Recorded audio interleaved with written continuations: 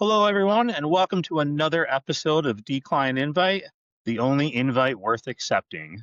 I'm your host, the extroverted IT leader, Ryan Drumheller, and today I have a very special guest with me, the one, the only, my new friend from LinkedIn, Brent Lacy.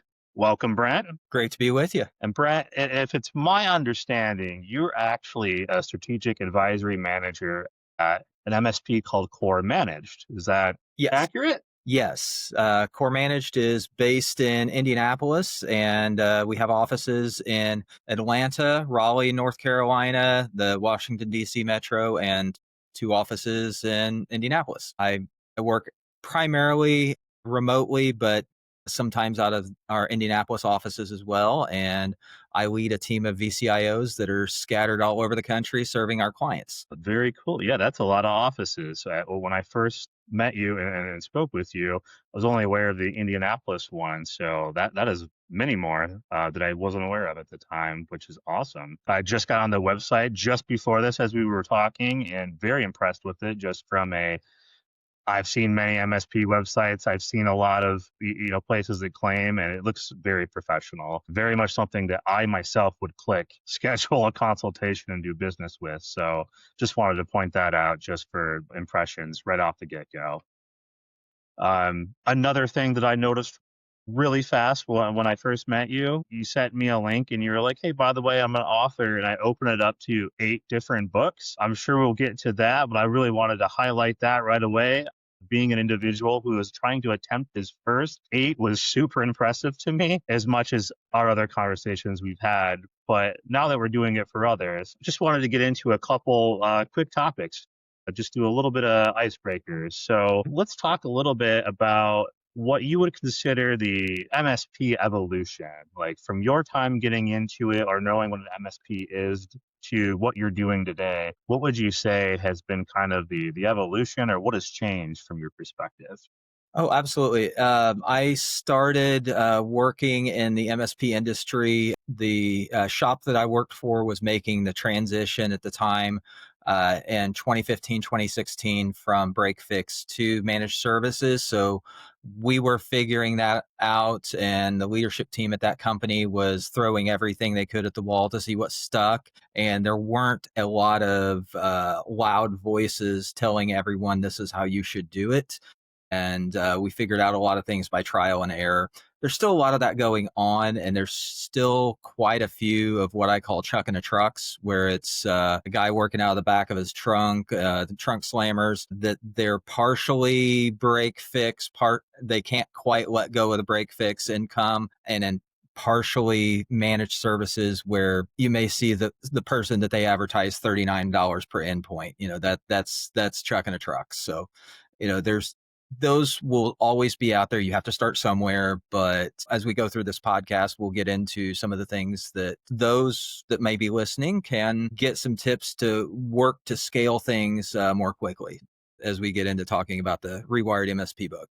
Absolutely, and a new term for me, chuck in the truck. Definitely a new one, but I think I know where you're going there. I've definitely seen some individuals with advertisements of can do, and then they roll up. Um, One thing that I wanted to point out that I've seen is that you're big in leadership rooted in community. What would you describe that for yourself as like? A lot of it comes from growing up in a small town because I grew up in a small town, worked in ministry for a lot of years in small towns, working with churches and nonprofit organizations and parachurch organizations. And it's a scenario where everybody knows everybody knows everyone's business. And I always tried to leverage that to the advantage of whoever I was working with or myself, to where there's always in a small town somebody who knows a guy. If you're in business, you want to be that guy. So you want to build those relationships. You want to build that trust, or build the trust of the people that knows everyone in town, so that you can build those networking relationships to either help the organization you're working for or help yourself when you need it. Yeah, I 100% understand that. I grew up in a small town. My famous saying is "There's more cows than people." Absolutely. So I definitely understand that, like the town, whatever, right? Like that's the guy, that's the person that you go and see, and they know everything and the historicness about everybody and the city itself. So that was definitely me as a kid, and tinkering with computers and IT stuff. My buddies and I got all kinds of weird one-off jobs from people, like can't set my printer to, hey, what PC do I buy, etc. Definitely understand that. I have a unique note here. Real curious in. You have a really interesting history, and one of the notes that I have here is a former child abuse investigator. That one seems like a little bit of out of the ordinary, and probably not the greatest in terms of maybe where your career is headed, but that one is a first for me. That was a wild experience. When I was in college, I did, like everyone that was in computers in the mid 90s. The only program that you could go to in college was computer science, and they taught you to code. At that time, they were teaching you COBOL and RPM, so you could fix it for white. And I got to the point where I just did not want to program, and I wanted to do hardware. That's where I wanted to do. And I even took time off to do contracting over the Y2K time and made way more money than any 19-year-old should be allowed to smell. And, you know, after that, you couldn't hardly buy a job. And I worked part-time for a break fix shop for a while after that, and then wound up going back to school and changing my major to ministry. And there's a lot of psychology and sociology classes that overlap with that. And there was an opportunity for me to do an internship at the state family services agency for the state that I was going to college in. And I actually wound up enjoying that internship, and they wanted to bring me on as a investigator, and I tested for the state and was actually hired by the state a month before I graduated. And I did that for about a year after I graduated college, and I worked as a child abuse investigator while I was working part-time as a youth pastor. Sometimes some of the families overlapped, which was interesting. Small rural community, and it was in Southwest Missouri, and we dealt with a lot of the impacts of a growing methamphetamine problem in that area. So, there was a lot of training there that you could not buy, and taught you a lot about how people live and how to treat people. So, I did it for a little over a year. It was really hard there at the end, as my wife and I were starting our family, because my oldest was really little at the time that, I was dealing with some pretty nasty cases with infants and that became kind of hard towards the end. Yeah, I can't imagine that. And being that you are on, kind of both sides of the fence, right? You're seeing, like you described, right? Like you're trying to do good in one regard, and then you're seeing maybe situations that aren't really the Yeah. best on the other I've, hand. I've Yeah. ran into a lot of limitations about what you couldn't do. And from that, I actually wound up going into full-time ministry from there. And that actually opened up where I was able to do some of the same things without to help people without some of the walls that the state put up. And they have them for good reason. But if you're working at from the church standpoint, you have more resources available to you. Yeah, very, very interesting. Definitely a unique background. And from that, let's go into some maybe more lighthearted icebreakers. So, one MSP or IT practice that you would ban forever.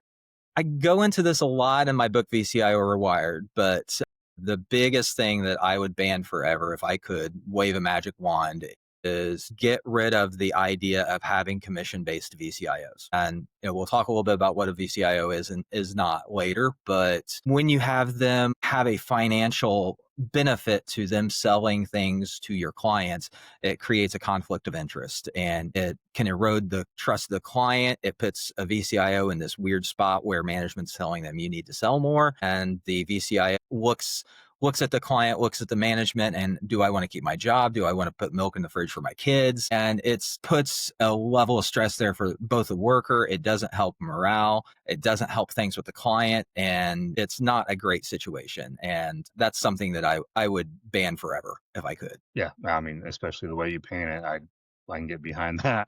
Um, an invitation that you always decline, and why?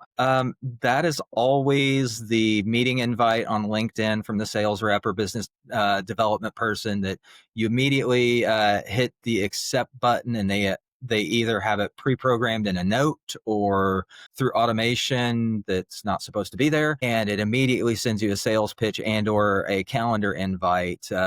When I was running the sales team at Core Managed for a while, we had a term for that. We called it pitch slapping, and the sales team at our place is not allowed to do that. Yeah, there's so many people that have messaged me. I've seen so many threads on that. I've commented on myself for that. I added you, and I don't know how many that are sitting in my inbox that I've just not even like. I know what this is. I'm just, you can rot here now, and you can remove me, but I'm gonna let you rot over here in Noville. So, yeah, not a great way, to get your product across, because I'm not likely to want to even hear about it if that's what your first interaction is. Like, at least kind of sweet talk me, warm me up to it or something. Find something relevant on something of mine that is out there that makes sense to talk to me about, but definitely with you. Yes. And I'm super curious on this one. So we kind of touched on it. You have a lot of books. I believe 8 of them, if I'm getting that accurate. Which of them was the hardest to write and why? I would say the latest one, MSP Rewired, because it was the longest by far. Um, but that was just the length of it wasn't necessarily the challenge. It was what to leave out because I had a lot of content that did not make it into the book. Just ideas of things that if I was giving somebody that is trying to scale up their new MSP that they're just starting or they've been at it and they want to get past that 1 million mark and then scale up from there, the foundations that they'd put into place. So there was a lot of things that I had to cut back to keep it from being enormously long. So there was a lot of editing that went into that one, more so than some of the other books. I think I'm going to experience that pain just as I'm starting to write my first chapter. There's so many ideas swirling, and I'm probably going to be pinging you later to go, how did you decide what to leave out and types of things to leave in? Because I can see it happening as I'm just putting fingers to keyboard on my sides. I can sympathize with that.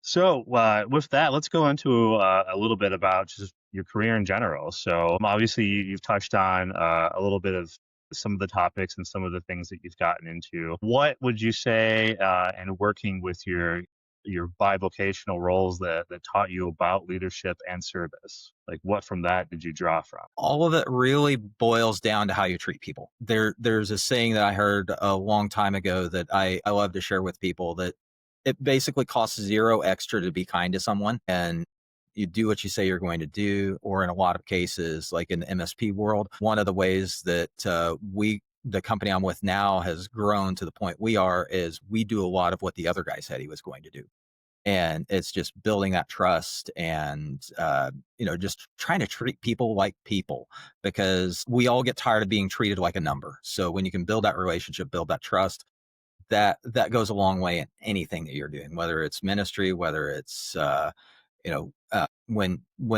when I was working as a child abuse investigator, the people that have been in the system generationally, trying to treat them as somebody that had intrinsic value and say, I'm here to help you. I'm not here to hurt you. And those kinds of things were always key about it.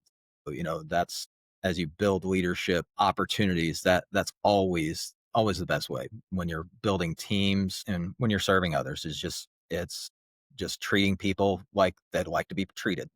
There's a phrase that I use all the time, and it's very close to what you just said, and it's the humans like humans, because there's so many ways that you can be just a number. There's a lot of ways, and what's going on right now with just the world, and how there's an over and abundance of people versus jobs and things that you can get away with right now, where it doesn't feel like humanality right now. And I just don't understand, the individuals that maybe don't want to give that human aspect, because that's the person that you're going to remember at the end of the day.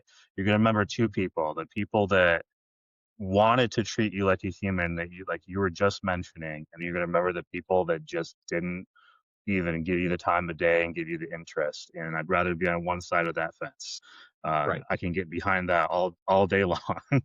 coming from a small town, like I mentioned earlier, and that you brought up as well, some lessons that you would put forth, or that shaped your life, your world, your upbringings, from a community perspective. What kind of things would you say that you took away from just being from a small town to now being the leader that you are today, and that you're mentioning, very well so far as we go through as we go through this? Well, one of the biggest things is something that I share in a couple of my books, is probably the best career advice that my dad ever gave me was while we were working together at a job that I had during high school. We did groundskeeping for cemeteries, which included digging graves.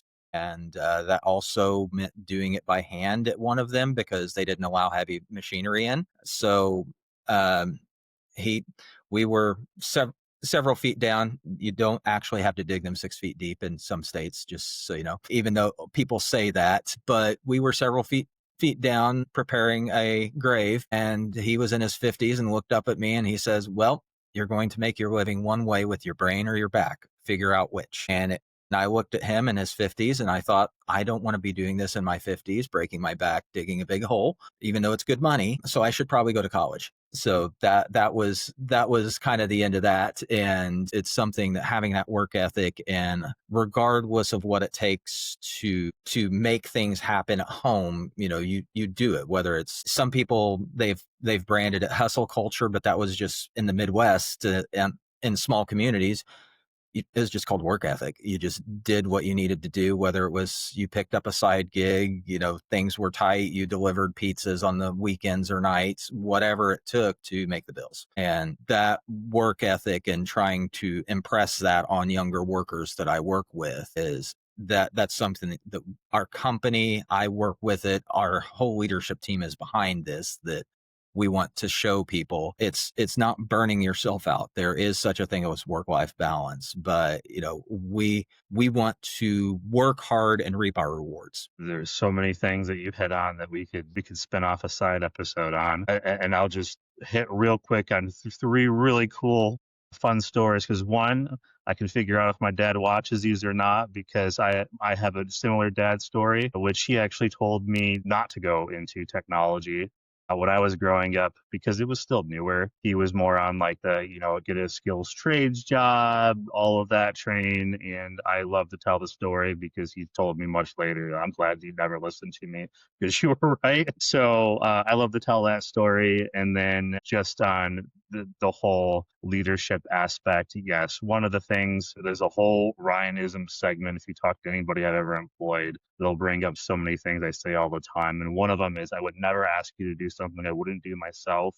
And I've been known to be in a suit, rolling around on the ground, hooking up a desk, a wired a network, switch, whatever it might be, alongside the next person. And that just says so much, that if you see your boss or your leader, he's just rolling up his dress shirt, his suit, whatever, and doing the same thing and not complaining for, right? Like, it just helps set the precedent. And it's true, I would never ask somebody to do something I wouldn't do, which does lead to that home life balance. I'm not going to contact you, it's not life and death, it can wait till tomorrow. If we're in a bad spot, I'll maybe shoot you a message. And if you can't, then I guess I'm doing it myself, or, whatever that might be. But at the same time, I signed up for the leadership role. So those are just stories that I like to connect with along the way and go, yes, cosign, cosign, cosign, as you're going through your segment, because I truly believe in everything that you just said.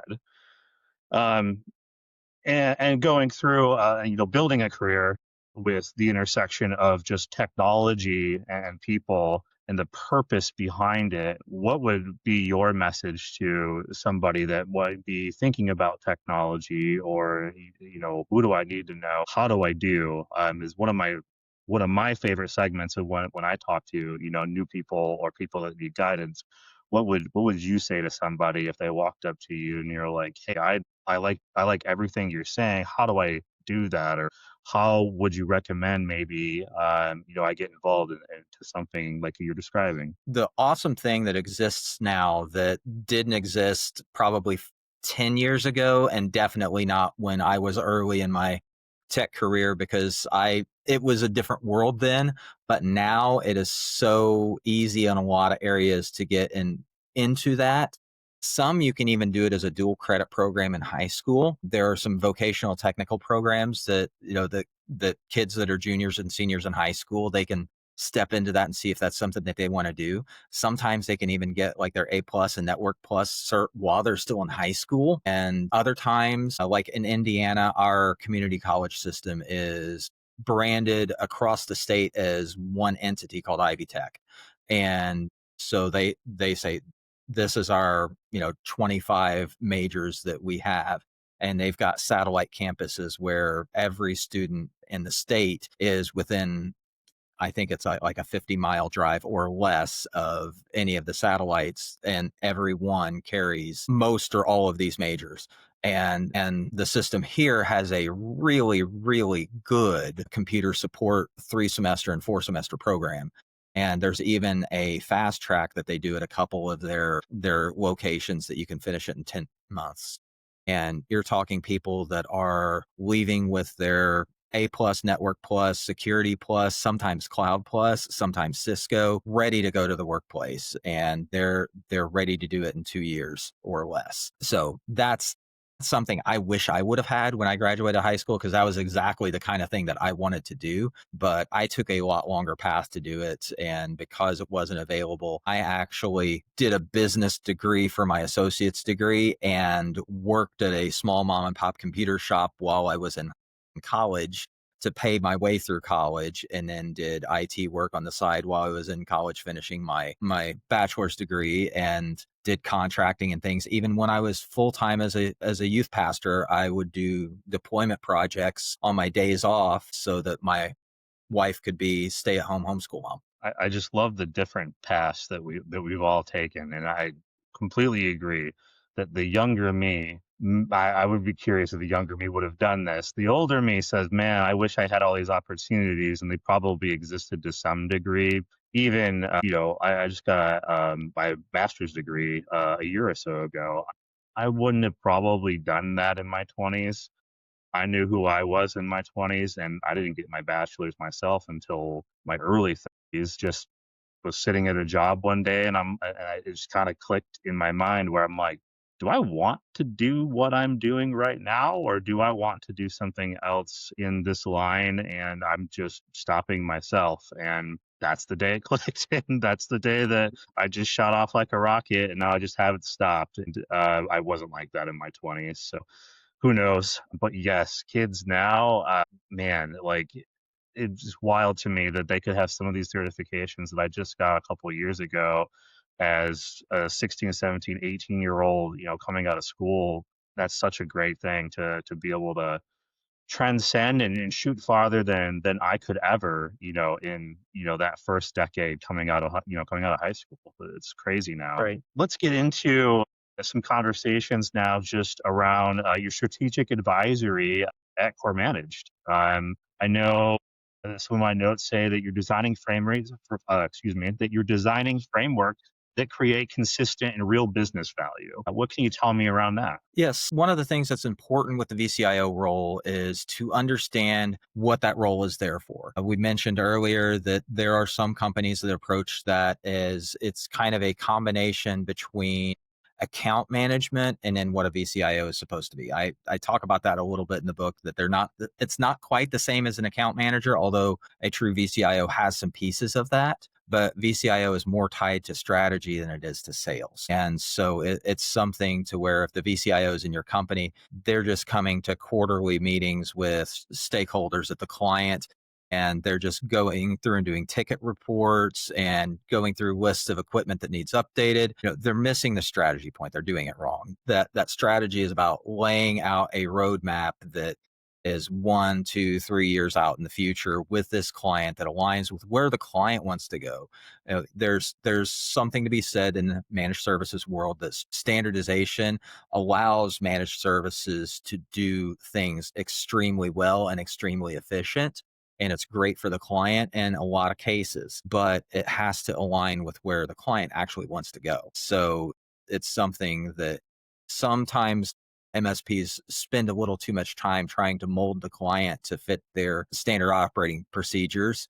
But there's some give and take there. And that's where the VCIO can come in and help drive that strategy, build those relationships, and make the MSP more of a partner and less of a commodity. Yeah, I mean, who doesn't like hearing, instead of like jamming this square peg in this round hole, you're gonna actually listen to your client and try to help get them where they're talking about wanting to be. Like, that's night and day, right? Like, I'll sign up for that second one before that first one. So what makes the strategic advisory different from a traditional MSP? Some of my notes say quarterly business reviews is an Yes. example. What can you tell me around that? A lot of MSPs, and there are some marketing gurus that they approach the VCIO role as a value add that they even charge on top of their managed services for, to bring in more revenue, or they use it as revenue generating opportunities, which, if you're doing the VCIO role right, you're building out roadmaps, you're helping them get where they want to go. That kind of stuff is going to come naturally without the additional sales push and promos and using the quarterly business review as a sales meeting, because that will turn clients off in a hurry. They'll stop wanting to meet with you. And, if you're just going through these mindless reports and PowerPoints, it's more of a, how can we help you move forward with what you want to do? You said your goal is you want to expand to this many markets. Your infrastructure is going to need this to allow you to do that. So let's plan that out and what that looks like over the next 2 years so that we can budget for it. You're helping them to build their budget. You're helping them to make decisions. So that's where that leaves the traditional QBR process, is it ceases to be that sales driven meeting, that it's more of a strategy driven meeting. Which the whole time in the back of my head, like, the word value just kept flashing in the back of my mind. And I go to my next question, and it's a perfect segue for this one. And I promise this was by accident. But what about the gap between what clients think they need versus what actually drives the growth? There's two pieces of that. One is the old computer support axiom that the users always lie. They say they want to grow and innovate and add new equipment, but they want to save costs too.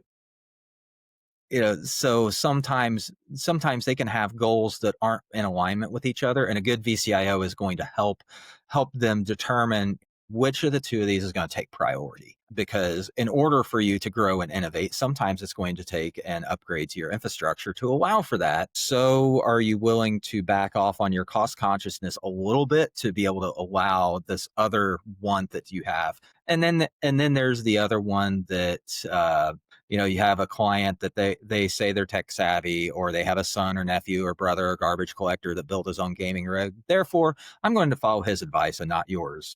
Yeah, those are always challenges. And we all have them in IT in one way or another.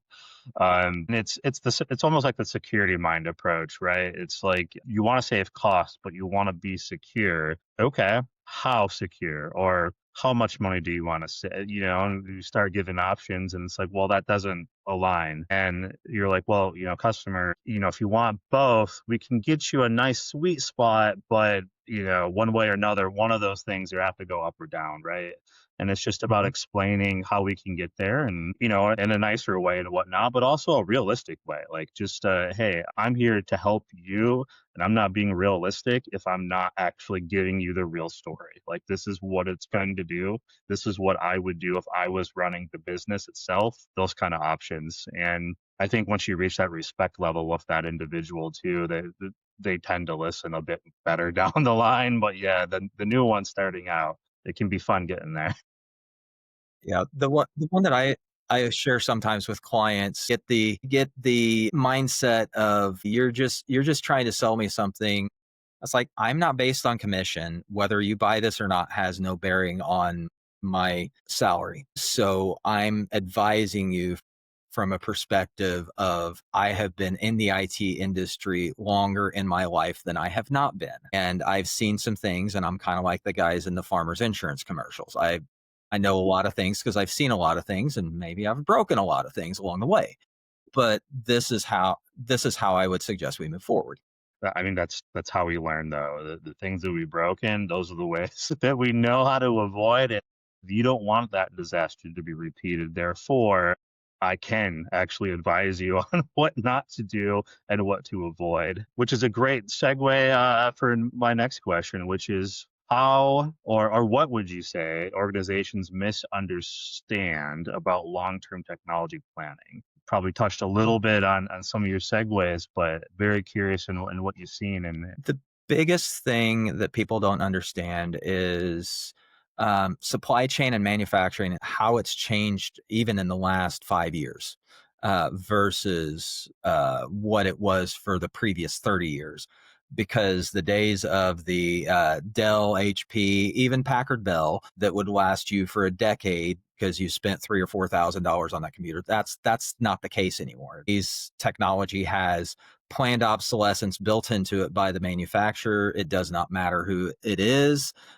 And it does have a definite shelf life. And if the manufacturers don't do it, whoever makes your operating system, whether you're an Apple fanboy or you're Windows all the way, even the Linux people, there is an end to support for certain operating systems, and you have to work around that and plan for that. And that's something that it's hard to work and build long-term planning with clients that are just like, well, if it breaks, I'll replace it, but not until then.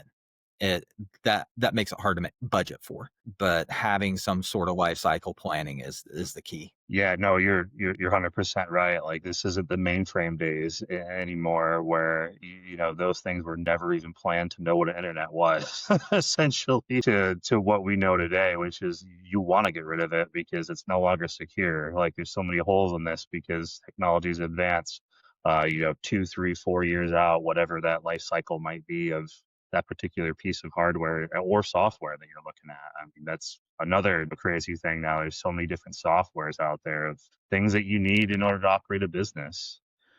So how would you say that your system approach that has been rooted in ministry and investigation work, small town feel, how would you say that's helped you in your IT field experience? It's helped show me how to treat people and how to bring across sometimes uncomfortable truths, because there's to be a little blunt about it, there's not much in a business scenario that someone can say to me that's going to rattle me much if I've been in a situation where I've been on somebody's doorstep at 3 a.m. with a county deputy saying, we're going to have to take your child into foster care, or sitting by someone's side in a hospital room as they say goodbye to their loved one. Not much in the business world rises to that level of stress or that level of immediacy. And it's something that you can help bring down the temperature a lot with clients and say,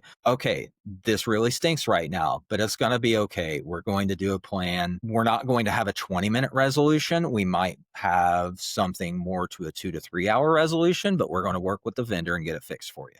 And just helping them understand there is a plan to fix this. Yeah, again, another word is flashing in my mind, communication, right? And then Absolutely. following through with what you say you're going to do. Like those are two concepts that I've tried to teach anybody that I've hired along the way, that you don't have to have the answer right away. Like, yeah, an answer faster is better always. But just having an answer at the time when you say that you're going to have an answer, even if it's, I don't have one right now, but this is what I'm still doing, I'm still following up, gives them, oh, somebody actually cares and they're still working on it approach. And that means something, especially when you're talking about a customer's business. That means everything to them, right? At the end of the day, like, this is how I'm showing you I care about you and your business, by making sure I'm doing what I tell you that I'm going to do. Even if that's not a good answer right now, we'll get you one. I'm 100% with that.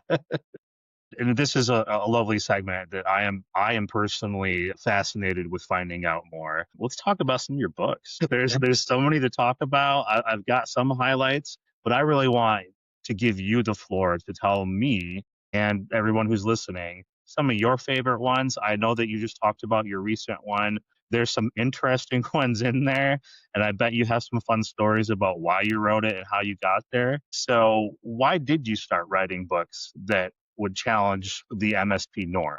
The first one that I did in the IT world was the first version of the near miss book. I did it several years ago. It was a lot more sales based. It was when I was in more of a sales role, and it gave small businesses some ideas about, these are things that you should question about what's going on with your current provider if they're not taking care of this for you. And it had a very hard sales edge to it. And, it was something that it had good information in there. It had good things for you to talk about with your current IT provider. And, if they're not doing this, ask them why. Those kinds of questions. And it was a lot better resource in my mind than some of the other things that were out there that was being pushed by some in the marketing world, because I wanted to do it from a standpoint of somebody who's been on the technical side for quite a while. So, I was able to kind of bring those two together.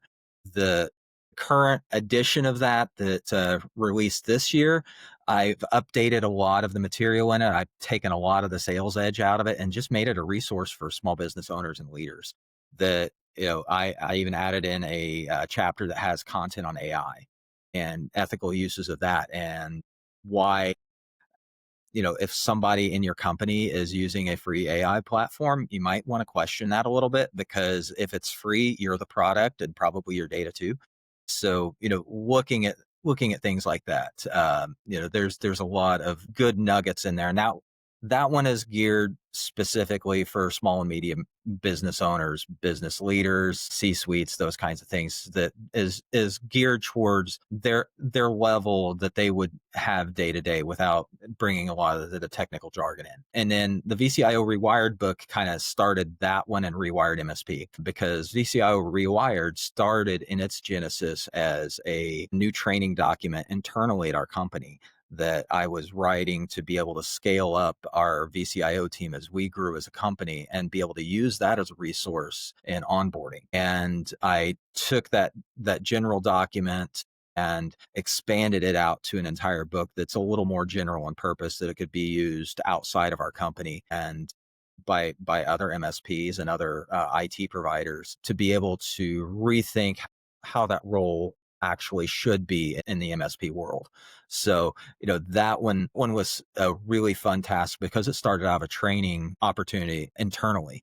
And that's something that when we onboard a new VCIO, they, as part of their onboarding pack, when they get their laptop, they get a copy of this book shipped to them. So they've got it right there in their hands. So that's kind of a cool opportunity. And, I took the idea, what if I could take some of the concepts and the ideas driving behind the VCIO Rewired book, spreading it out to an entire MSP organizationally. So, that book's not going to be something that it's going to have a lot of formulas like, this is how you do your book work, this is how you do your it's not finance, it's more leadership development. These are the systems you need to have in place. This is why SOPs are important. This is why you need to build out some way to securely keep your SOPs, and so that you can train more technicians as you grow. Systems like that. And it even goes to building a culture of giving within the company. When you are able to scale and grow and have some success, how do you give back locally and in the community and even globally to make a difference, so that your team shows that, okay, it's not just about the dollars and cents. What I'm doing is making a difference when I answer help desk calls. So there's Yeah, which is all kinds of everyone's favorite. all kinds of information in that. So there's and some of it has come out of the things that we've done at Core Manage. Some of it has been things that have been on the board for us as we get to our next level. But and it also talks about how MSP would grow, whether you're building it out organically or whether you're doing it through merger and acquisition, because that if and then what the exit plan for the founder looks like, starting with the end in mind. There's topics like that in there that, it's going to be different if you're building something that you can hand off to your kids versus building something that's an ESOP, or if you're just building this up to sell it and go retire in a lake somewhere. Those strategies kind of differ a little bit as you grow and scale. And some of the points that you hit on, I'm thinking, yeah, that'd have been good for some of these mergers and acquisitions or other things that I've done along the way, of like, maybe that book should have been read. Just hearing about some Yeah. of these things. I, But I how even cool is it to have your book handed out to new hires. I mean, that's a cool thing that I can't say that I know anybody else that has anything like that. I mean, that's a cool achievement right there. It's can be a little intimidating sometimes. It's kind of like walking into a college class and the professor wrote the textbook. That gets kind of interesting, but other than that, it's a lot of fun. Which takes me to like what brought you to want to write books that were challenging like some of the industry norms, and why you decided I want to actually try to do something about it essentially. Um, I've been able to be in the place that I'm at Core Manage for several years and be able to help drive our growth, and as part of the leadership team, and also um, I get, even from when I first came on in 2021, they gave me a large sandbox to play in. You know, they I came on before I was even in management. My role was, part of it was I was working as a VCIO, and I started there. I've been doing that for several years. And when I came to Core Manager, I was like, this is how I do not want to do the VCIO position. This is what I want it to be. And the CEO was like, great, we're at a point where we're rebuilding what that whole position looks like. I'm like, let's do it. And they gave me a lot of latitude where I could try things and break stuff. And I'm still in that role that I get to test things and I get to try things. And, in researching it and seeing what competition's doing and seeing what some people are doing well, some people are not doing well, it's like, okay, I want to put this together and as an industry do better. And, part of our, we have done all our growth organically. We have not bought out any other companies. We've not done mergers and acquisitions, and the business plan is not for us to sell out. And it's going to be to keep growing it. And it's so that's not on the board. But, we always leave open the possibility that we could acquire another MSP at some point along the way as a growth method.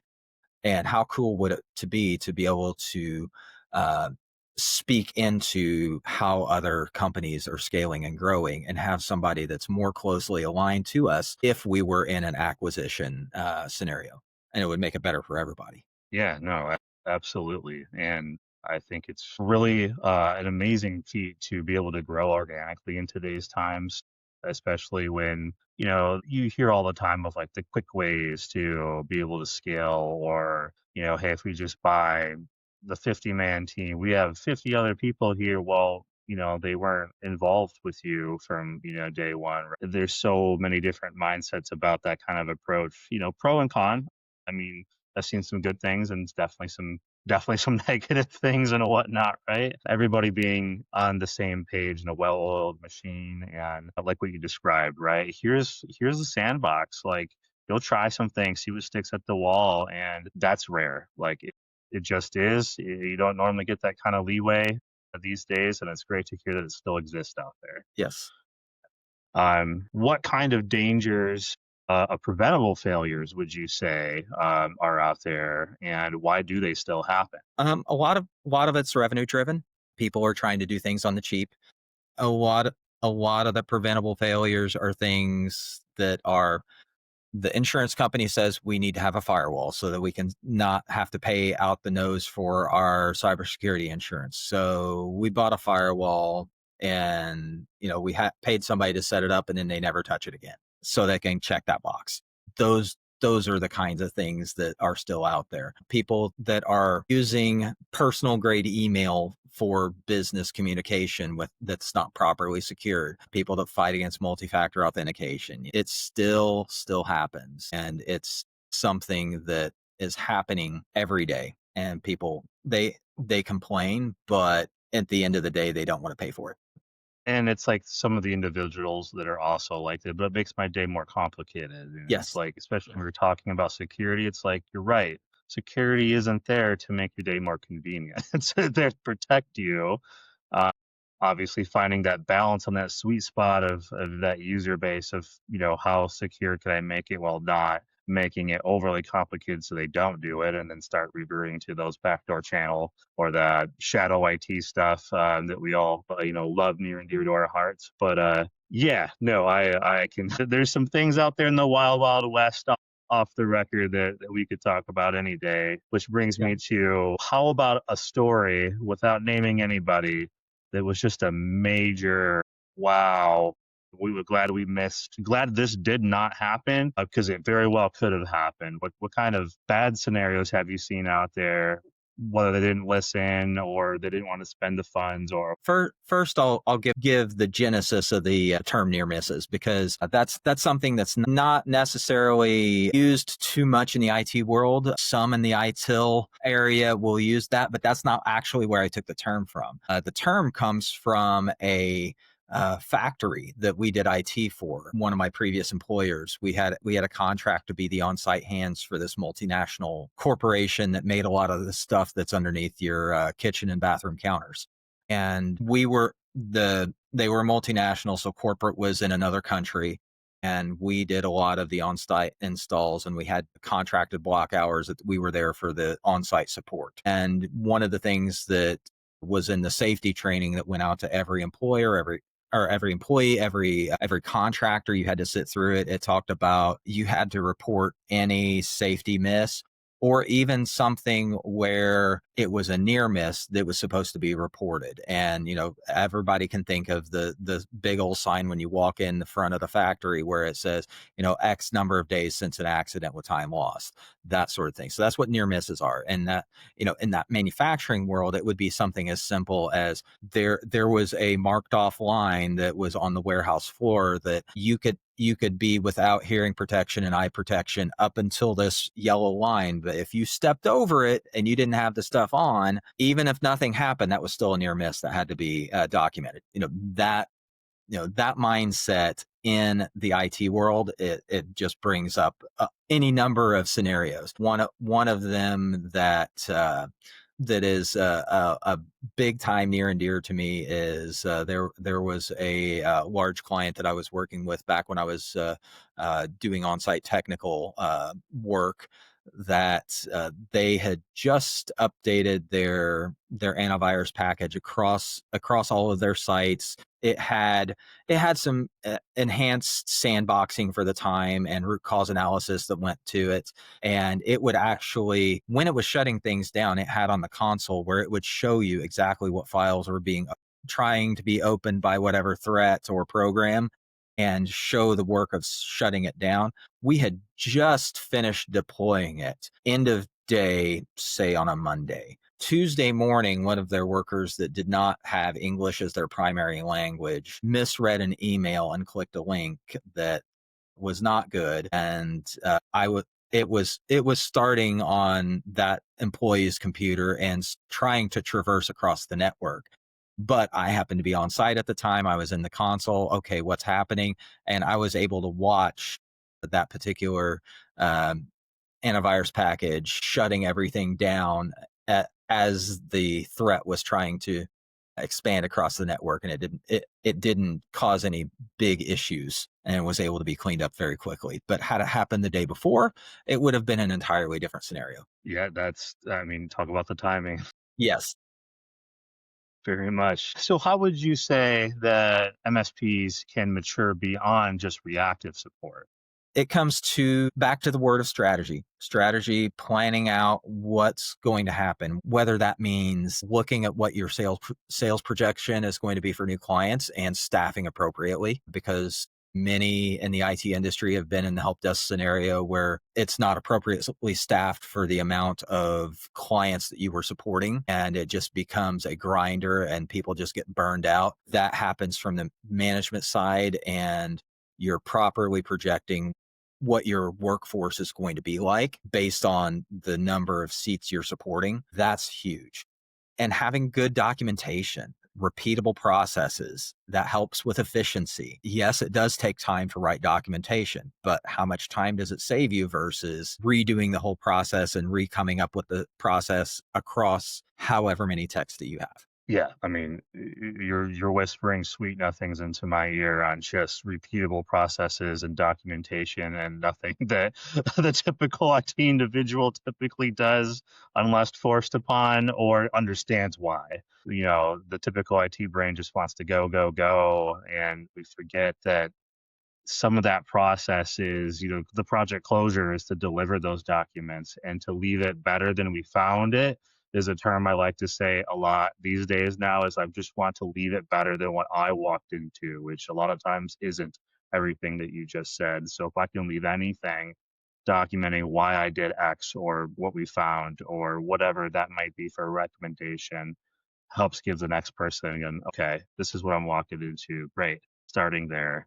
And I can pick this ball up and run with it. Right. And one of the big things that we do is we have a culture on our technical team that it's driven from our service manager on down. He is former military, so they had a term in there that's called RFIP, read, follow, improve process, and it goes to constantly improving those SOPs and those documents. It's not just, okay, I created it, I'm done with it, done.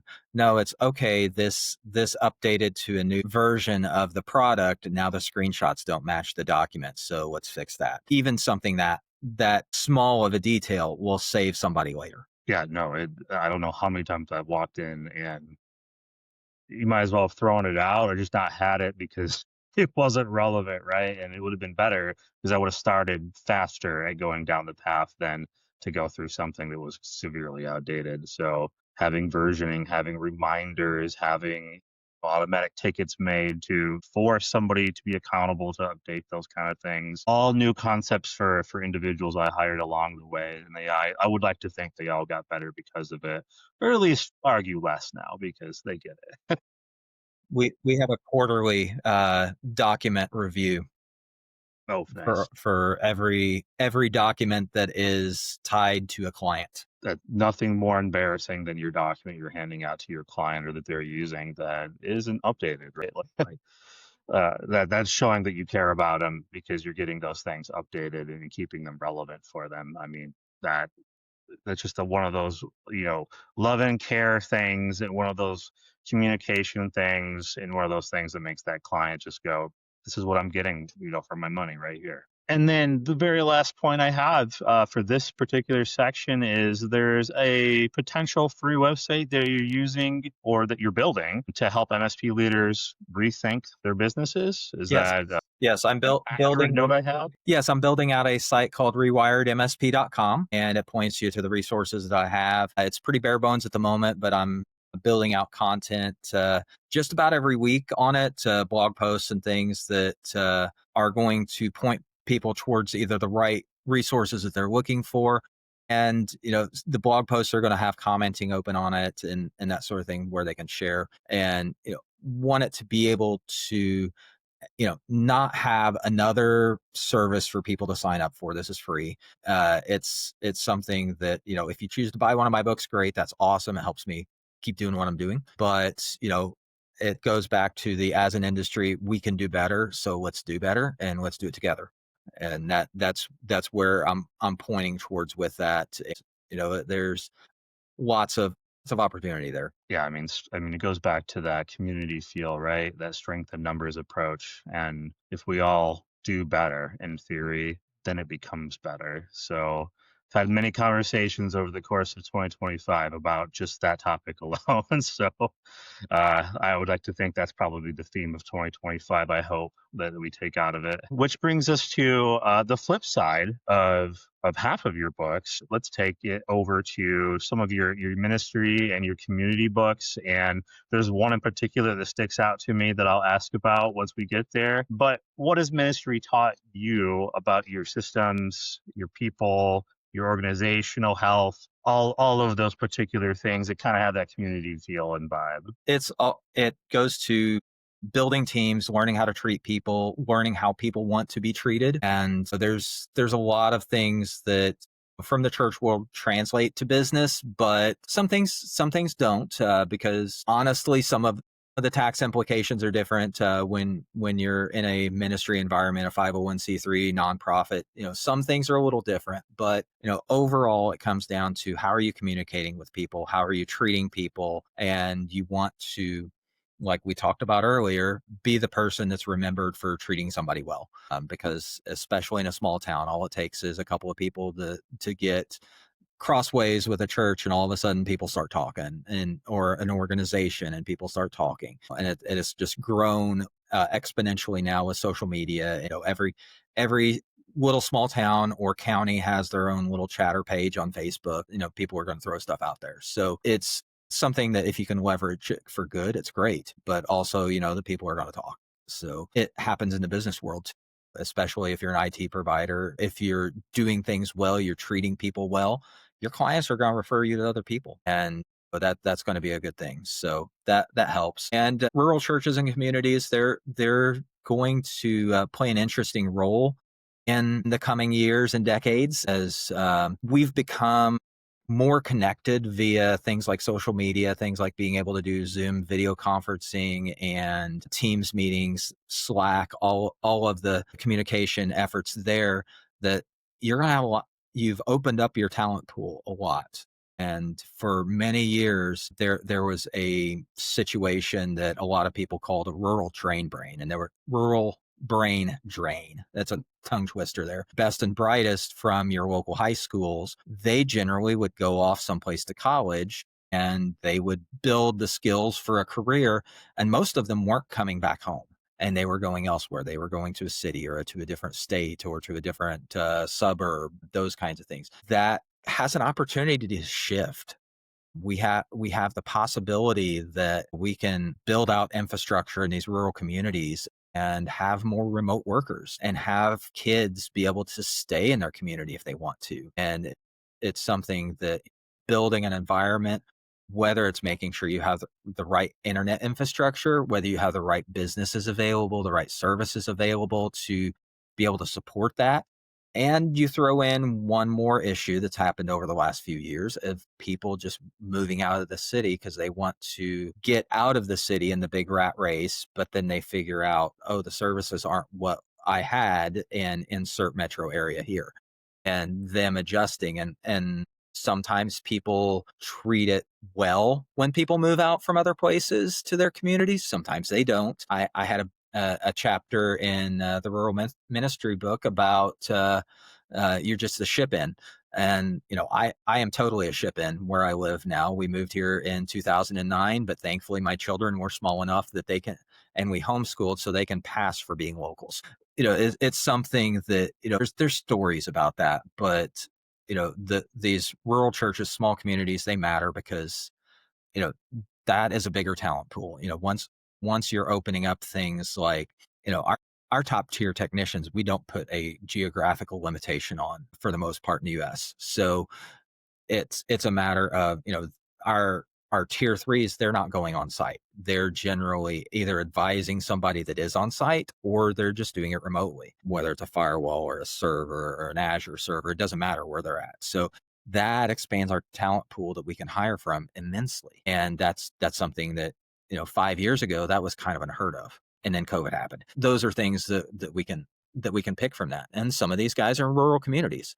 I live an hour and a half from our corporate in Indianapolis, and I tell people I'm the loosest interpretation of the hybrid worker because I go in about once a month and meet with people there, get some FaceTime with clients that are in that area.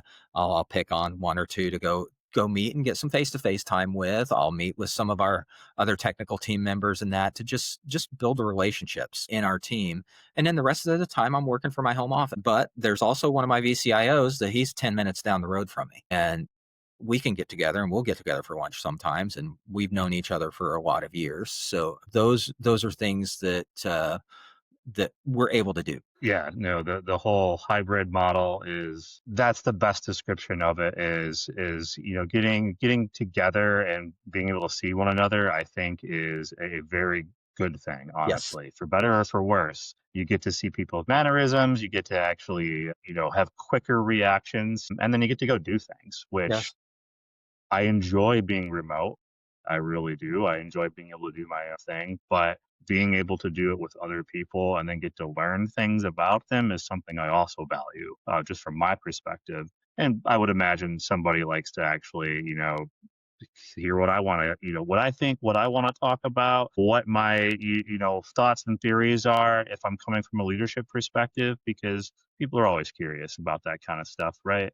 They want to be led by good people. They want to believe they're being led by good people, I should say, and hope that they are. So I truly believe in that hybrid approach. However you want to, call it, at least you're doing the good thing by trying to make sure you're doing the right things along the way by meeting with people, meeting with clients, remembering who you met with and who you haven't met with, and make sure they're next on that priority list along the way. Right. Going into a good question here that I think is going to cross some lines in perspective of some people who are going to get that, and some people like me are going to be new to this idea. But what would you say would be a good leadership lesson for not only business leaders but pastors with your past that they should share? What's a lesson they could share amongst one another? It's very important if you're in a pastoral role to be invested in your community. It is incredibly hard to serve from miles and miles away. You've got to be there in the community at the high school football games, at the fundraisers, the school plays, those kinds of things. Being a part of the community, being visible, getting to know people, what they do matters to you, and they can see it. What you're doing is going to matter to them. So it's not the days that it was back in the 50s where it's like, okay, we just open up a church building, put a sign out front, and then everybody's going to show up. That's not what it is anymore. It's that people have to have that personal connection. Years ago, the Southern Baptist Convention did a research survey that said basically 86% of the people that they polled, they said if a close friend invited them to church, they'd go with them. So it's like, okay, here's your formula. Same thing happens in business too. If you have a client that has a close friend that has a need for your type of business, you want them comfortable enough that it's on the tip of their tongue to give your service recommendation to that friend. And you build that out by building that relationship with them.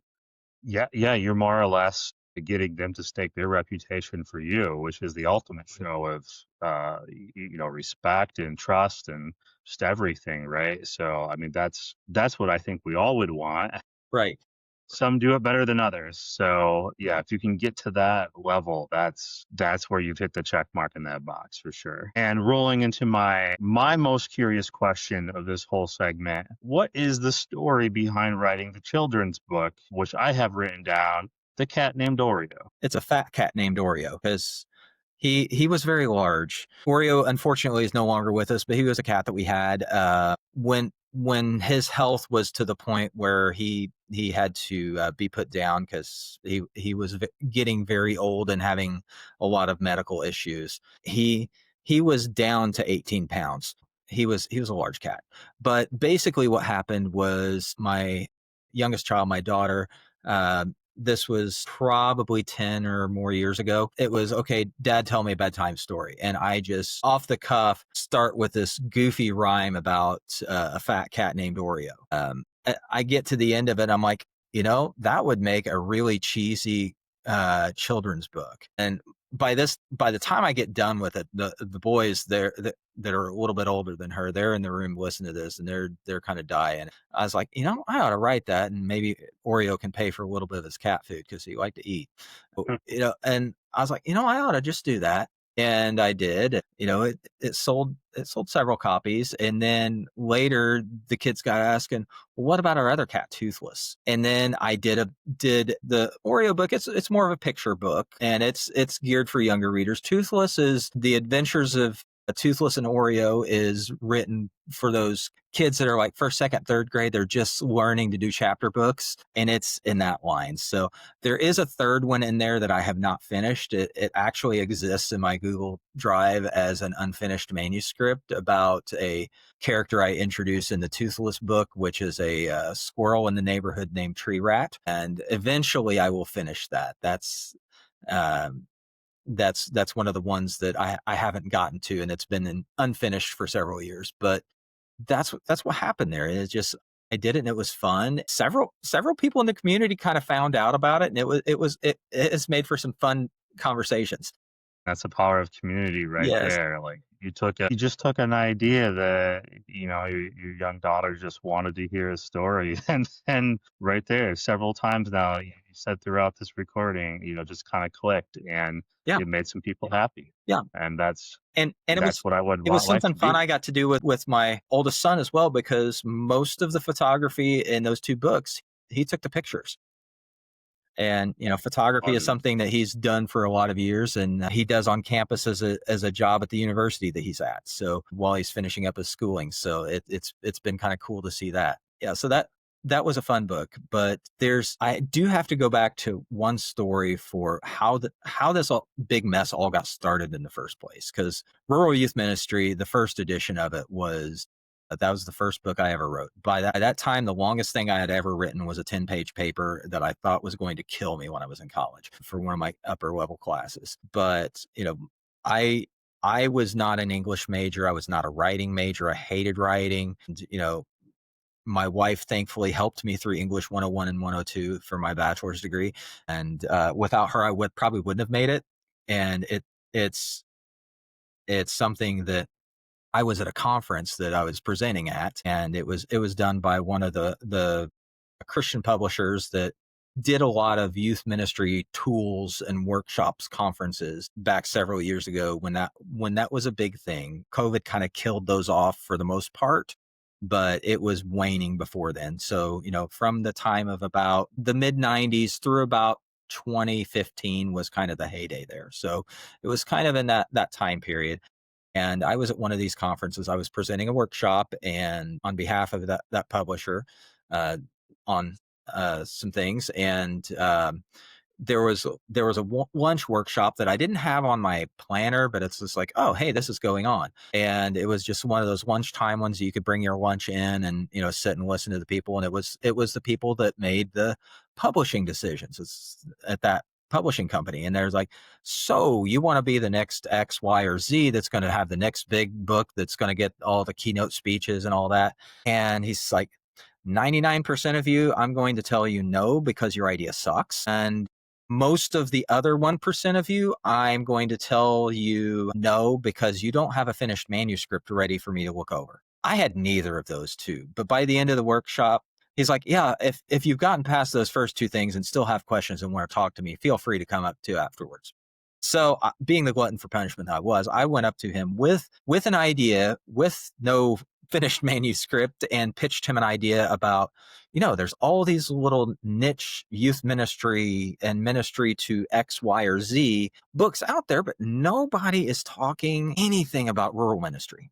And I was just, I was doing it day to day, but I hadn't kind of made that my niche yet. And he's like, I think that's a great idea, and I think you should write it. Send me a proposal. Okay. So I send off a proposal and a sample table of contents and like part of what a first chapter might look like. And that was all I had at that point.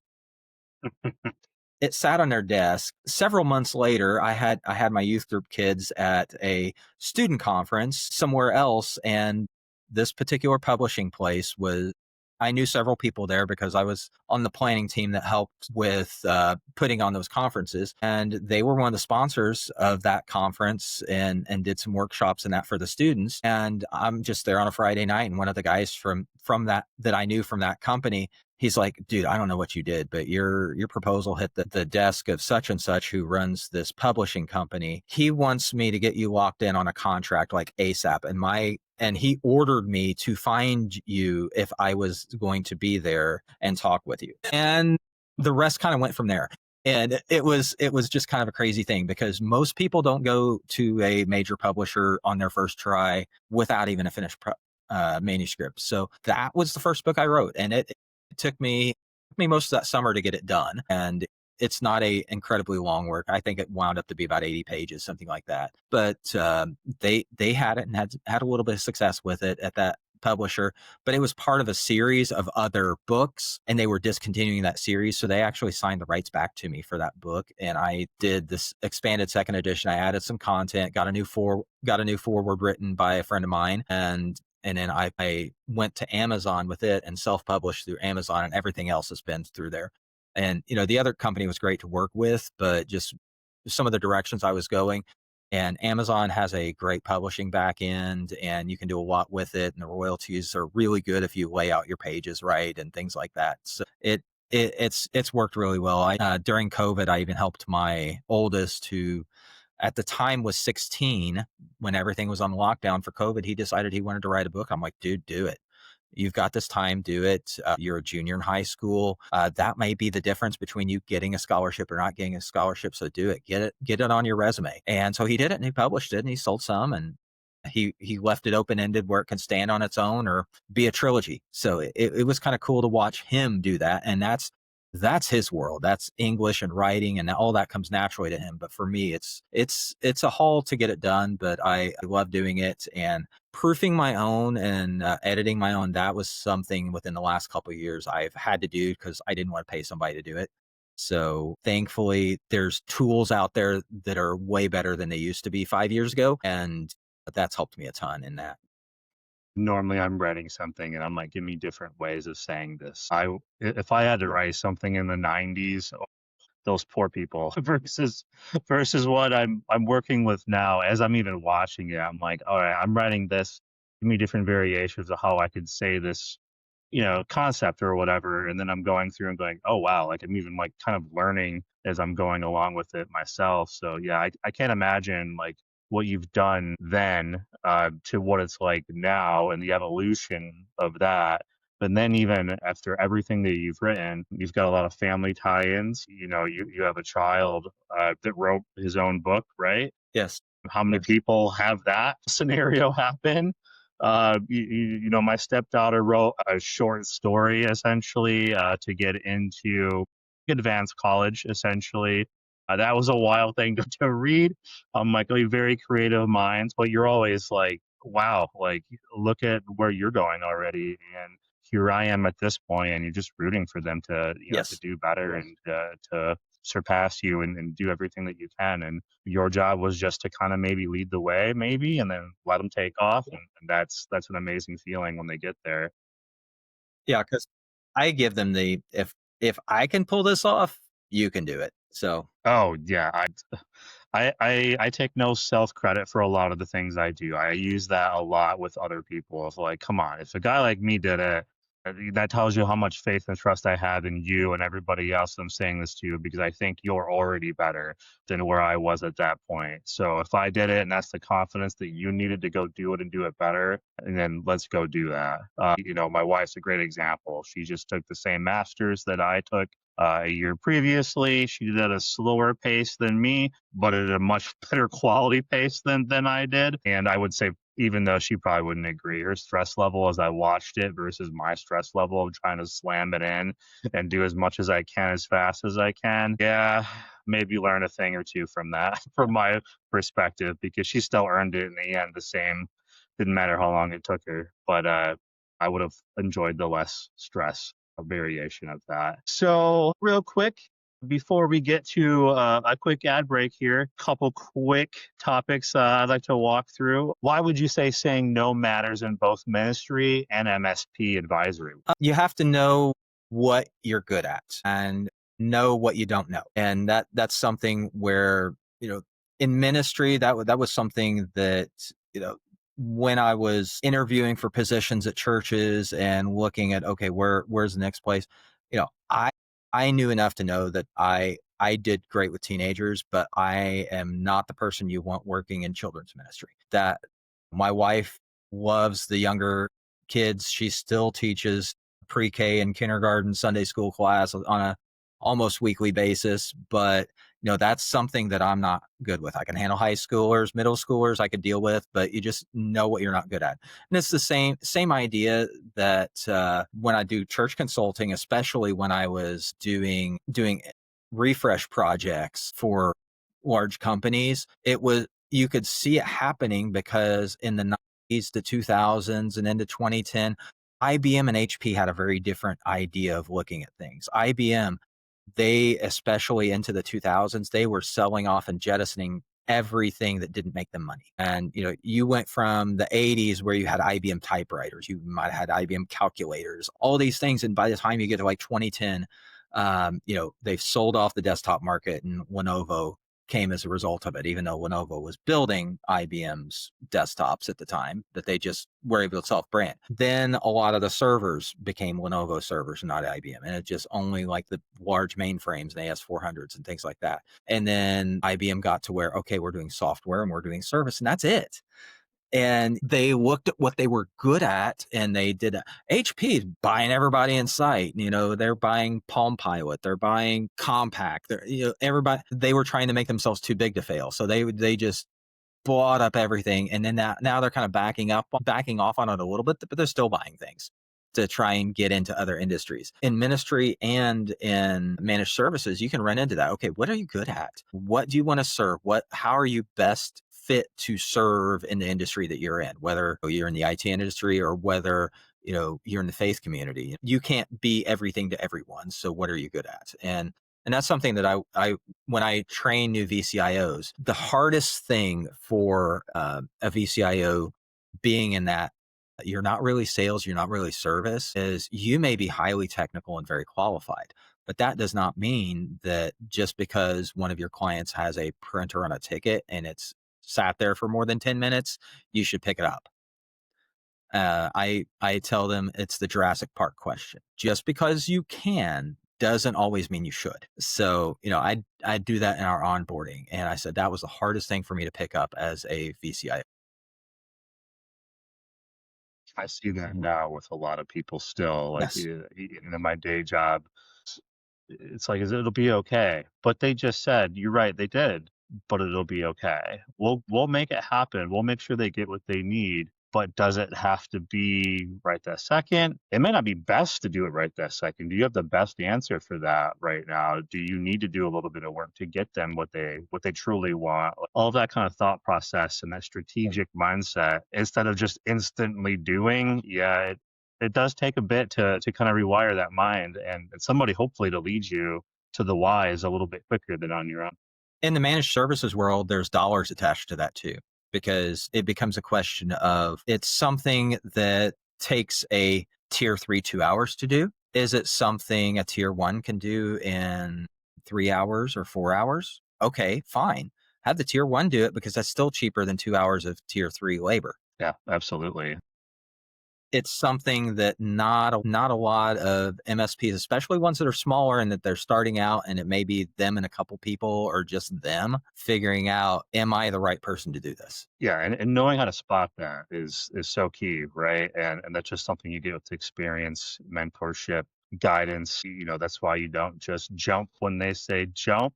Jump when it's appropriate to jump, and when it's going to help save them money, help bring them a better solution, whatever that might be. So true. So we've heard your response on what you would always decline, but what would be an invite that you would always actually accept? Would be something that goes, you know what? I enjoy doing this. Every time this comes across, I want to do that. That's always going to be somebody that comes to me that they either want to learn something, show me how to do this, or they have something that they're sharing without ulterior motives, such as, I just want to sell you this thing. I don't have a lot of time on my calendar for looking at a new shiny tool, looking at, a new service that they want me to sign up for. I get a lot of those requests at our company, and a lot of them don't happen because I want to, both for our clients and for our technicians, to not give them tool fatigue. I don't care how many times you say everything's on a single pane of glass. It's not going to be. Not everything integrates. It just doesn't. I've seen it. Regardless of what the sales sheets say, it doesn't always integrate the way that you say it's going to. But the ones I say yes to, somebody that wants to learn, whether it's one of my kids, dad, show me how to do this, or whether it's somebody from our company that show me how I can do this so that I can do it on my own next time. All right, let's work on this and we'll build an SOP around it. And great, let's do it. Sponge mentality.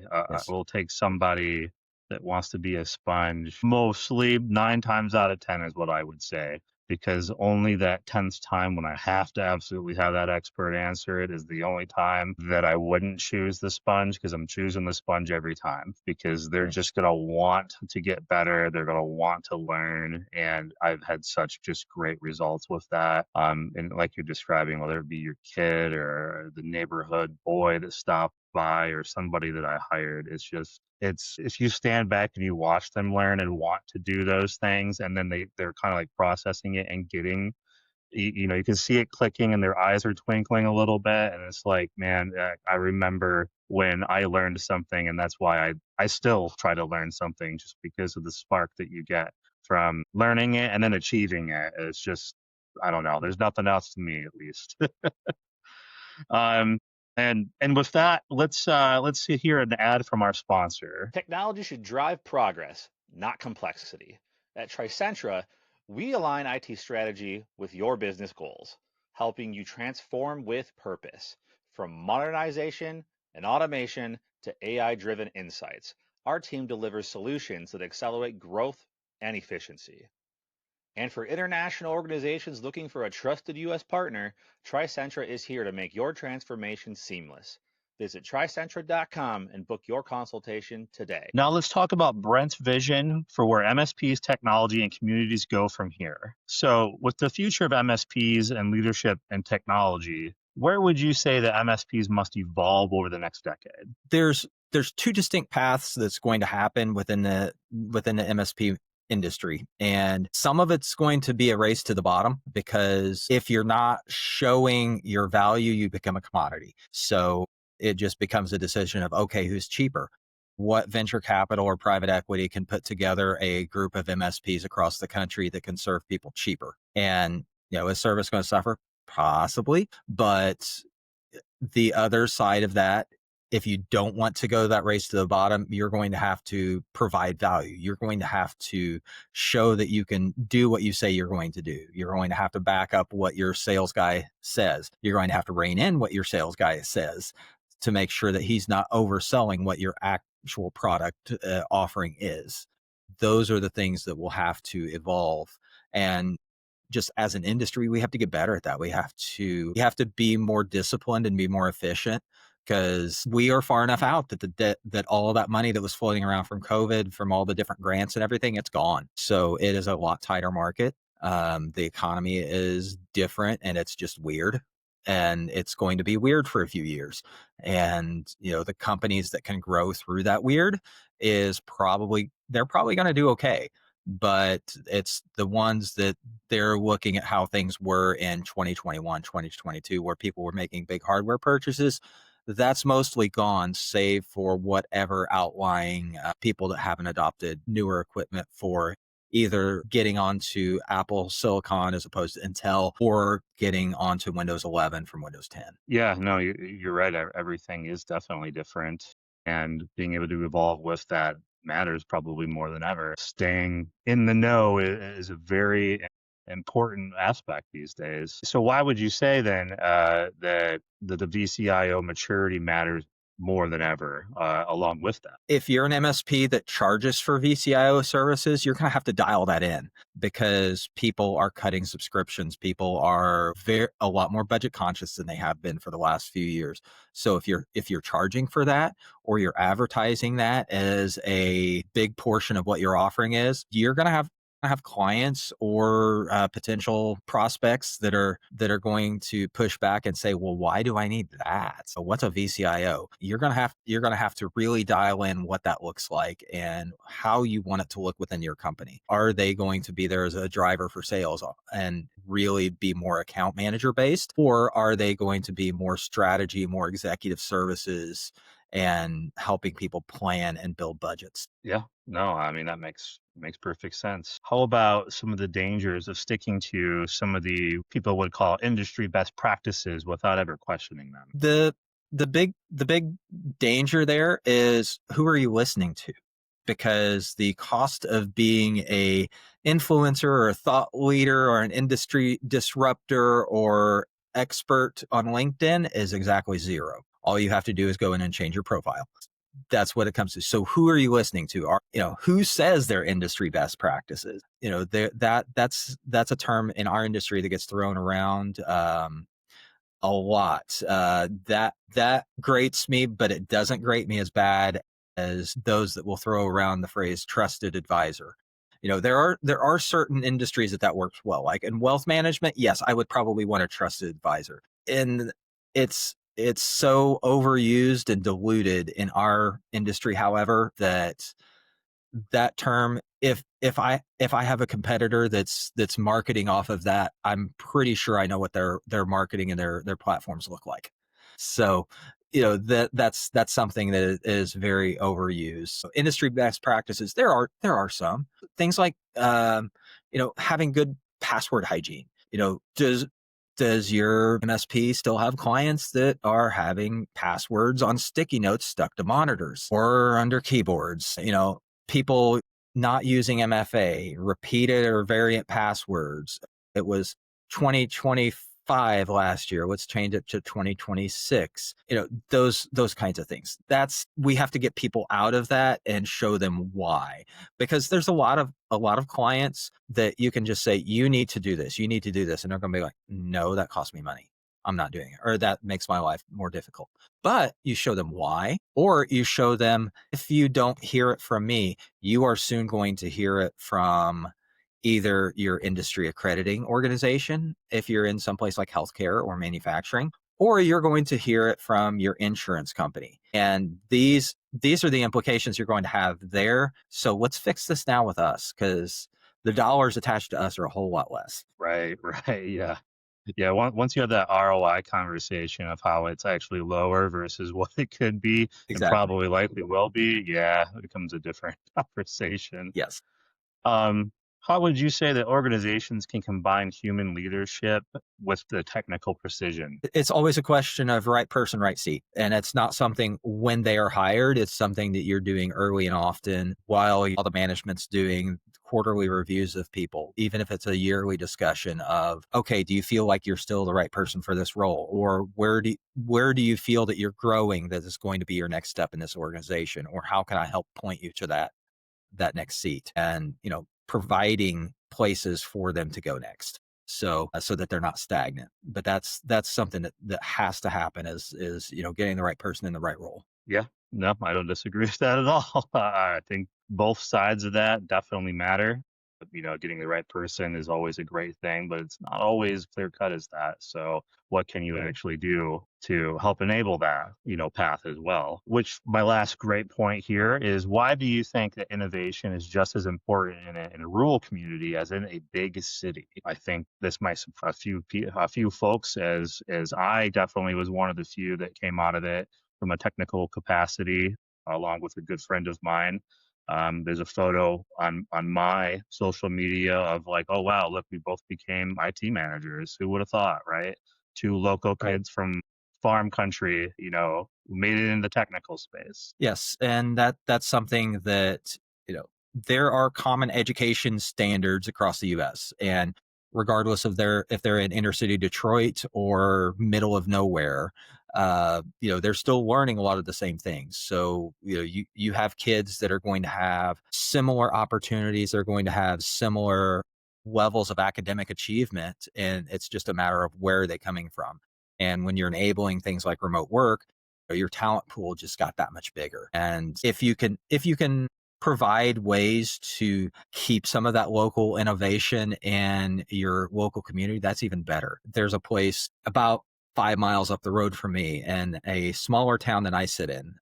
I currently live in a town of about 2,500 people, and we are the county seat, and they're just outside of just north of us in a town of about 400. That it's a couple that they grew up in the area, and they have leveraged the idea that they wanted to make some really great pottery. And they started out doing it out of their house, and then they built a studio, and then they built a bigger house and a bigger studio.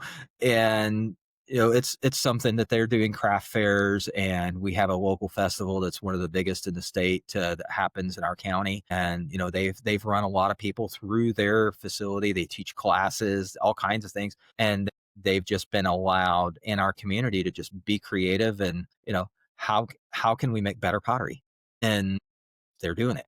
So, and there's lots of stories in any kind of industry like that. There's a small company here that they're one of the bigger employers in our community, but they're small in the scope of their industry, but they have created a special blend of food that you used when you're hunting if you want to attract and grow large deer, and it sells all over the country. And it was started by a family here. Allowing people room to use what they have is huge. Yeah, allowing people to be creative and be from where they're from, wherever that might be. Yeah, I mean the whole remote thing. I mean, there's nothing better than your cost of living and being able to be in your community and make probably more than you would potentially in that community because you don't have to go to Boston or LA or Absolutely. not picking on the big cities, but I got the big city paycheck, but I get to live in my farm community. Wow, now I can do some stuff for the community from that that monetary from that Yes. particular bigger vibe, that feel, all of that. Like, yeah, I mean the pottery folks, I mean, what a great problem to have. Shucks, I gotta buy a bigger house now. Yes. Like, what an amazing problem, and that means the community is buying into it, which is amazing. Yes. And it's like you said, the cost of living, land and labor, they're huge factors. And that's something that's been part of the formula as we've grown our company out of Indianapolis. We strategically picked the cities that we did to put branch offices in because we can keep our help desk in Indianapolis, and the cost of living and labor there is cheaper than what it is in Raleigh and in DC and in Atlanta and other cities that we will expand to in the coming years. And we're able to keep the hub of our operations in Indianapolis and have a smaller crew in those cities. And some of them are close enough together that if we have to move people to help with a project, we can do so. Or Indianapolis is a short flight from any of our locations, so that helps as well. So those are things that we took into consideration, but also our remote workers. The where I live, it is a whole lot cheaper than living close to where either of our offices in Indianapolis are, probably by a factor of half or more. And it's something that makes a big difference. And just it's also the type of environment that me and my family would want to be in as well. Yeah, I mean, I think allowing people choice like that and still having the talent though, and then being able to come together on those occasions, as you mentioned, monthly or whatever that might be. I mean, that's the best of every world right there. That's like everybody can choose and have what they want, but we can still have the talent and the appreciation from wherever we want to go to at the end of the day and, close that door off to. I think that's amazing. And let's roll into some hopefully fun parts of the segments. What would you say? Write a book or preach a sermon if you had to choose? I will cheat and say both because I have a couple of books that have come from sermon series because I'm ADHD enough that I do not put people through the process of giving me a short outline to deliver a message. So I take the time and fully manuscript everything, and it's not like I'm reading from it, but by the time that I've worked through the process and study of it, being able to deliver it, and if I lose my place, I can go right back to it. And that's something that's worked well for me over the years. And that this is not DIY book. And the study guide for that came from a series that I did in a church that I was working at as a transitional pastor between full-time pastors. So, there's another partially completed manuscript that I have that is the same thing. It was based off of a sermon series that I did. So I could cheat and say both. I mean, it's a good reason to say both. So MSP conference or small time diner breakfast? I'm going to say the small town diner breakfast because we have a couple of them that are really good here, and I don't have to deal with a parking garage or anything that goes with that or the hotel, and I can do that from here. So I've had fun at MSP conferences, but I like the diners. There's some really good ones around here. I've visited some small time diners in my travels of data centers, and many of the locations that you listed off earlier can co-sign the expensiveness and all of that. But I had some data centers in New Hampshire and got to visit very much all of it because getting two geographically distanced data centers in New Hampshire was a challenge that we pulled off. But there was a very small time diner that we passed, and we stopped on the way back, and yes, was it so good? Yes. So 100% I'm with you there. Documenting systems or building them? I like the building them. The documenting I can do, but I'm not the best person in our company to do that, because there are some people that do. They're a lot more efficient with getting the idea across. Because I will document them, and a lot of times include screenshots and a lot more than probably is necessary to get everything down. But I do enjoy building them. And I can't wait for the answer of this one. Which of your books would you never want to rewrite again? I would probably go with probably Near Miss, because I've already done it. I've already rewritten it once. The gift that keeps on giving. When Yes. you just yes, yeah. All right, so this or that. So the VCIO strategy or hands-on tech troubleshooting. I definitely like the strategy, because as I grow older, I find that my patience is not as it once was, to just be able to hammer and hammer and hammer at an issue. And I get to the point where it's like, okay, it's no longer efficient for me to do this. I have to set this aside, or I have to do something different. I can sympathize with that. Preaching on Sunday or speaking at an industry event.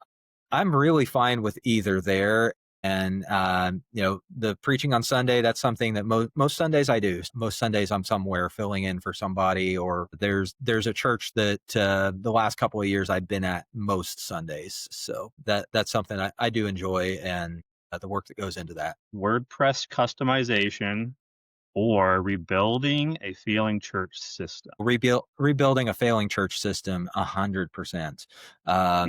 One of the best things that I have found is that WordPress customization.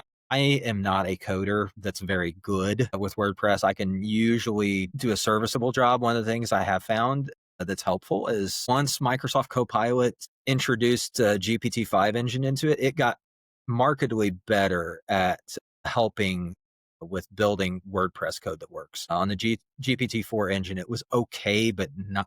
You had to tell it, okay, that didn't work a lot. With GPT-5, it's a lot better. Yes, I definitely know the horror stories of typing the same thing over and over again and spending way longer than maybe if I just learned it. A cat named Oreo or the next children's book character. I would say probably the next one, because I want to someday soon finish Tree Rat's book. And I've got some really fun ideas that actually has some history built in it. So I won't give away too much there, but there's some neat history that I can work into that story. And if we get enough pressure, she'll finish it. Yes, get some of my other stuff out of the hopper. And then this one is one of my favorite ones to ask folks. If the MSP industry had a theme song, what would it be? Boy, it would be a toss-up between "We Didn't Start the Fire" or "You Can't Always Get What You Want." Either one of those would be incredibly appropriate. I always like asking that one because you feel exactly what the title is when it comes across. And just to quickly wrap it up here and get you on out of here, there's a couple more. What is one core lesson for MSP leaders trying to mature their business that you would give? Build your processes and your foundational documents early, because when it comes time to fix them later when you need them is not the time that you want to try and fix them. Because it is harder to undo things that you did when, say, your revenue was at 700,000 a year versus when it's 7 million. Because if you had a process that kind of worked, it might not scale. So, setting up with the end in mind is always going to be the takeaway. Yeah, no, that is so true. Just finding something that can expand and grow, scalable, all of those things that I have found myself kicking myself later, and I haven't even gotten near the success that a lot of these places have gotten to. It's such a valuable piece of advice. And I know you kind of answered this earlier, as in you did answer this because I asked this question way earlier. But what is something else, invite wise, that comes across your desk outside of teaching somebody that wants to be taught something? What is something else that just you want to say yes to anytime you see it? If you have no repercussions, you just, yes, I'm in. If a friend says, "Hey, let's go out for dinner," that's always going to happen if I can make it happen. You can call Who's me a a good lot of things, driver? but don't call me late for supper.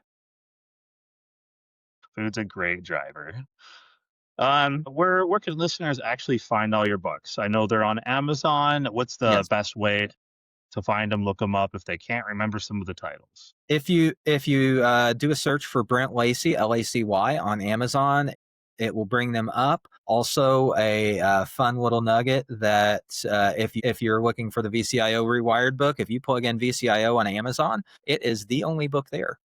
One of my coworkers pointed that out to me after I published it. I'm like, that's kind of a happy accident. Or if you go for any of the IT based ones like Near Miss and VCIO Rewired and Rewired MSP, they're all already on rewiredmsp.com. The site it's a little bland right now, but everything is linked there. So, and you can always connect with me on LinkedIn. And I am one of a couple of Brent Lacy's, but you'll be able to pick mine up pretty easily. And that's the best way. I hope to have soon BrentLacy.com updated. A lot of the information there is a little bit dated because that one gets put on the back burner a lot because for a long time I wasn't doing a ton of speaking engagements and things, and now I need to update some things after I've released some more books this year because I've of the books I've written, several of them or revisions of them came out this year. So it's been a busy year. Yeah, I mean, just listening to everything that you have going on, like I thought I had a lot going on, but I met somebody who is running circles around me, and that's great to hear. I love to hear good people doing amazing things out there, and I will make sure to include all of the links for everybody who didn't get any of that and just wants to go click on it and get there real quickly. We'll make that happen in the description. So with that, I just want to, take a second and just say thank you for doing this. Just for the listeners, Brent reached out when I put a post up. Just looking to get some more guests going forward. I always love meeting new people. I love taking the time to speak with and hear their cool things, their amazing stories, where they came from, what are they trying to do. And I'm so happy that you took the time to do this with me. Again, everybody that's listening should connect with Brent. I mean, I don't know about you, but I'm going to go take a look at that same page that he listed out there for himself, his books page, all of the above. So go do the same thing if you've got time. And with that, meeting adjourned, meeting over. Thank you for taking the time, and look forward to talking with you again soon. And I hope you do stay in touch. And I can't wait to Yes. share all this great content with everybody. All right. Thanks. It was Thanks, fun. everyone.